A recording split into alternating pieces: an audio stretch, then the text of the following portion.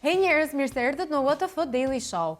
Pas javësh të tëra spekulimesh rreth marrëdhënies së Ledri Vulës dhe Xhensila Myrtezajt, ka folur për herë të parë Sara Hoxha, ish partnerja e Ledri Vulës. Në një intervistë të dhënë së fundmi, ajo është shprehur se siç i keni lexuar dhe ju në telefon, nëpër media e ka marrë vesh dhe unë. Me Ledrin ka marrëdhënie shumë prindërore, kujdesemi shumë për Pojin. E lexova si gjithë të tjerët. Ai është baba i Pojit, i uroj vetëm të mirat. Secili ka jetën e vet. Nuk më takon as ti mohoj e as ti pohoj lajmet që shoh në portale, kur nuk ja kam haberin fare. Por e di që kemi të drejtën të dy të jemi të lumtur. Unë këtë ja uroj Ledrit se është baba i Pojit. Ndërkohë këtu nuk mund të lëm pa përmendur faktin që vetë Sara Hoxha përflitet për një marrëdhënie me Erik Fullanin. Lajmi tjetër ka të bëjë pikërisht me reperin Buta. Ai është arrestuar me datë 11 shtator pasi akuzohet për veprën penale, shitblerje të lëndëve narkotike dhe armbajtje pa leje. Ai është paraqitur në gjykatën themelore të qytetit dhe është shprehur se edhe deshta me shtu veç një gjë, që gjykata ta ketë parasysh. Unë jam i vetmi mashkull në familje dhe përkujdesem për nënën 63 vjeçare, vajzën 1 vjeçare si dhe gruan, të cilat pa mua nuk mund t'i plotësoj nevojat bazike.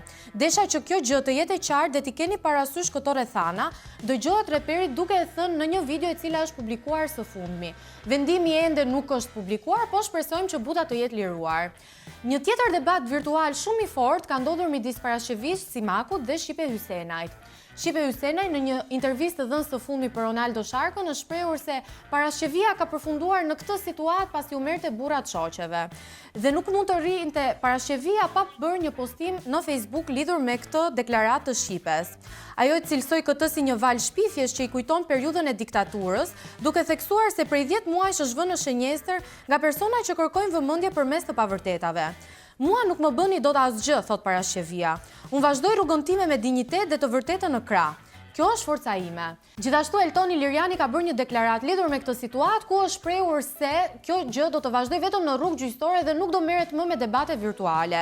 Një video ka ardhur dhe nga Shqipja e cila thotë se i mohoi këto akuza direkte duke thënë se deklarata e saj ishte thjesht një thashëthem.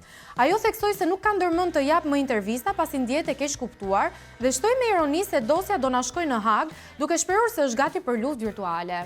E po më Shqipe, duke u marrë me thashëtheme, normalisht që do përfundosh në gjyq, sepse në ekran duhet të kesh përgjegjësinë për të folur vetëm të vërtetat dhe jo thashëtheme. Nga ana tjetër, mjeku psikiatër nga Kosova i cili përndiqte moderatorin e mirënjohur të sportit Albana Beku është lënë i lirë. Janë zbuluar disa mesazhe ku ai ka thënë se të dua, dëshiroj të martohem me ty. Jeni shumë e bukur, dua t'ju takoj se kam ardhur vetëm nga Kosova për ju. Pas këtyre mesazheve, prokuroria ka vendosur që ta lëjë të lirë pasi është cilësuar se ky është thjesht një komunikim dhe nuk është një përndjekje. Dhe me këto lajme ne do të shihemi përsëri javën tjetër në Daily Show. Pafshim! Andale!